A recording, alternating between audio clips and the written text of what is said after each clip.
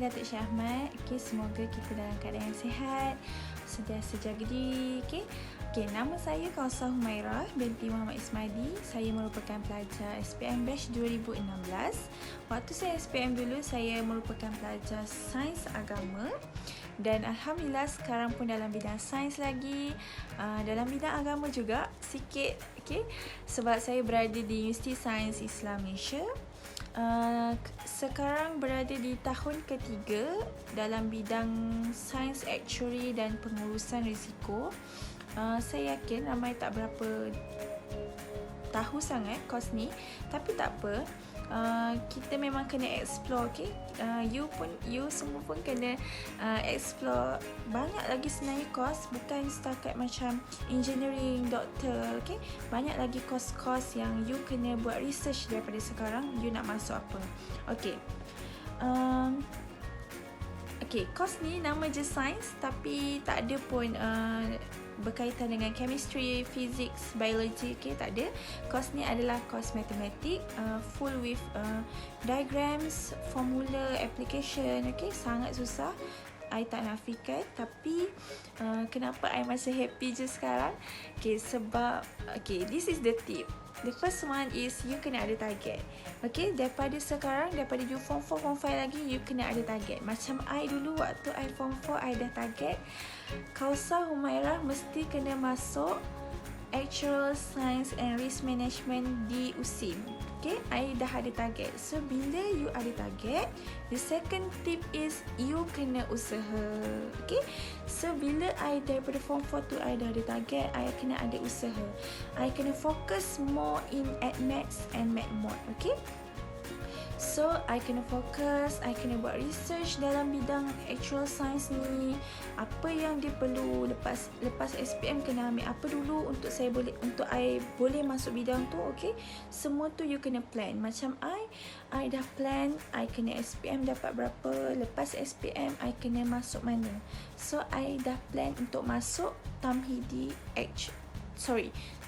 Science and Technology dekat USIM. So Alhamdulillah lepas SPM dapat masuk Tamhidi, dan waktu Tamhidi tu sendiri kita masih lagi usaha sebab kita masih tak dapat lagi actual science tu. Okay, so waktu Tamhidi tu I kena dapat certain pointer yang membolehkan I masuk bidang actual science, and Alhamdulillah sekarang dah di tahun ketiga. Walaupun kadang-kadang rasa macam give up, rasa macam kenapa aku ambil kos ni, aku tak adalah pandai sangat maths macam tu, tapi sebab ini adalah kita punya dream. Okay, I punya dream since I form 4 lagi. So you nak benda ni, Allah dah kasih, so you kena usaha untuk terus maju, okay, untuk terus meneruskan you punya journey. Okay, so I think these two thing yang I cakap ni, target dengan usaha is very important. Okay, kalau you tak ada target lagi, you masih macam tak tahu lagi nak ambil course apa, tak tahu lagi nak fokus dalam bidang apa, so you kena think. Okay, sit and think. I ada kelebihan apa? Okay, kalau macam I dulu, I memang nampak I ada kelebihan in maths, Alhamdulillah. So I nak fokus dalam bidang maths. Okay, so I think that's all yang I boleh bagi tips. Okay, letak target dan usaha untuk dapatkan target tu. InsyaAllah kalau ada usaha, Allah akan mudahkan. So bila Allah dah bagi, you takkan rasa macam susah, you takkan rasa macam tak enjoy, sebab ini adalah you punya dream. Okay, so you punya cita-cita ni you dah dapat, Allah dah bagi. So kenapa you nak stop, kenapa you nak turn back? Okay, you kena move forward. Okay, so I doakan untuk adik-adik SPM, semoga terus ke depan. Okay, jangan pusing belakang dah. Kita punya trial macam mana ke apa ke, kita fokus ke depan. Lepas SPM aku kena masuk mana, aku kena masuk bidang mana. Okay, so jangan stress. Okay, take it easy. Walaupun sekarang kena belajar sendiri, tapi tak apa, just enjoy the moment. Okey, jaga kesihatan mental, paling penting jaga kesihatan mental, jaga kesihatan fizikal, okey. Jaga kesihatan pemakanan kita, semuanya adalah berkait rapat sepanjang kita hidup. Okey, itu sahaja dari saya. Semoga kita dapat jumpa depan-depan lagi. Cikgu Nur Hayati pun saya dah lama tak jumpa. Okey, insya-Allah ada rezeki. Mana tahu korang boleh masuk SIM juga, ambil bidang actual science juga. Okey, sangat menarik tahu untuk orang yang minat maths. Okey, that's all. Thank you. Bye. All the best for SPM 2021. Okay. Assalamualaikum. Saya Nurul Faikah, alumni SMK DSA. Dulu saya kelas 5 IR, Ibnu 4 dan 5 IR. 2015 sampai 2016 dulu lepas sekolah Syekh Ahmad masuk matrik. Lepas masuk matrik, alhamdulillah result pun okey, saya dapat masuk UKM. So dekat UKM saya ambil course X-ray dan radioterapi. Pastikan awak belajar untuk awak faham dulu, baru awak target skor awak. Bila saya belajar dan saya faham certain topik ni, jadi saya akan lagi confident dan saya akan target yang bila soalan ni keluar time exam, saya mesti skor soalan ni. Subtopik yang macam saya tak yakin, lower expectation lah dalam skor saya. Tapi yang penting, topik yang awak mahir tu mesti banyak daripada topik yang awak tak confident tu. Lepas tu benda yang sangat common lah, kalau awak tak faham, awak mesti tanya. Kalau awak takut dengan cikgu atau malu dengan cikgu, tanyalah kawan. Kalau kawan tak boleh bantu, Google pun boleh. Kalau tak faham macam tak apa lagi, awak boleh try fahamkan. Kalau awak salah faham dalam topik tu lagi susah lah. Walaupun dulu saya pun malu, sebab tu saya tak tanya cikgu, saya belajar dengan kawan. Ada efek lah. Buat nota sangat membantu sebenarnya, sebab baca buku dengan nota yang dah disediakan, dia tak develop kita punya thinking tau. Macam baca notes, lepas tu awak keluarkan info yang awak faham dalam bentuk point, lukisan ke. Adalah juga tertanya, cikgu kan selalu suruh kita tulis nota kan. Waktu dulu saya tak faham kenapa kena tulis nota, sebab macam kita copy paste je. Baik, photostat, buku mesti ada orang cakap macam tu kan. Baru saya sedarlah cikgu buat macam tu supaya kita baca sebenarnya. Sebab kalau cikgu suruh baca je, mesti kita takkan baca. Sebab tu lah cikgu suruh buat nota. Sebab kalau cikgu suruh buat nota, mesti cikgu setkan tarikh yang kena hantarkan. So secara tak langsung awak kena juga baca, dan awak akan dapat benefit juga, awak dapat ilmu. Bila dah masuk college atau university, tak ada siapa pun yang paksa awak buat nota. Macam dulu saya tak suka buat nota tau.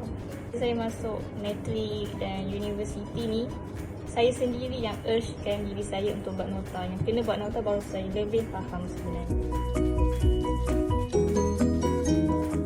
Sangat susah sebenarnya. Bermula daripada diri sendiri tau. Awak tak boleh harapkan orang lain. Sebab awak kan dah menengah atas kan. Jadi awak sepatutnya dah sedar lah untuk dapat good result lah untuk SPM. Dengan SPM lah kita boleh masuk asasi, masuk matrik, boleh masuk poli, diploma, Form 6. Jadual korang bukan start daripada 6 pagi lah.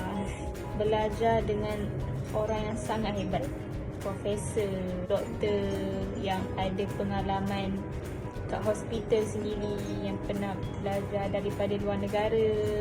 Mereka banyaklah cerita pengalaman bagaimana mereka rawat pesakit.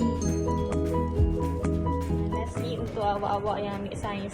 Sains tak susah dan juga tak senang. Bergantung kepada diri awak. Awak yang kena initiatekan pembelajaran awak. Buang stereotype sains ni susah. Dengan fizik, kimia, bio je dah takut. Awak kena cuba dulu. Assalamualaikum and hi everyone. My name is Putri Nur Sabrina binti Muhammad Yusrin. I am 21 years old. You guys can call me Kak Sab. So, Kak Sab ambil SPM 2016. Ambil sains agama. And daripada kelas 5 Ibu Sina. Firstly, Kak Sab nak share sikit pasal cabaran waktu Kak Sab SPM. Okay, waktu kertas kedua rasanya, kertas BI, waktu pukul 4 pagi Kak Sab tiba-tiba kena alergi dekat bibir, dekat tangan, memang melepuh semua, memang mengganggu lah untuk jawab paper BI tu.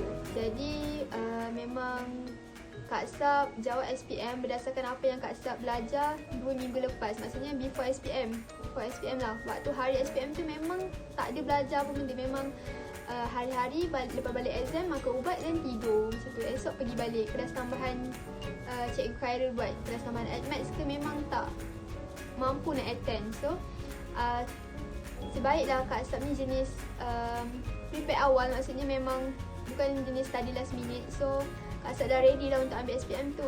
Even though kita sebenarnya kena jugalah macam selak-selak. Ni selak pun macam tak larat, macam tak ada function pun. Sebab sekejap je sangat masa untuk kita revise tu kan. Okay, jadi daripada apa cerita Kak Sab tu, korang boleh ambil tips yang korang jangan study last minute. Sebab korang tak tahu apa akan jadi waktu korang SPM ke, waktu korang trial ke. So kalau korang memang tak prepare awal, benda tu jadi pula. So result korang macam mana kan? So better prepare awal-awal and jangan buang masa korang untuk buat benda yang macam memang tak berfaedah lah.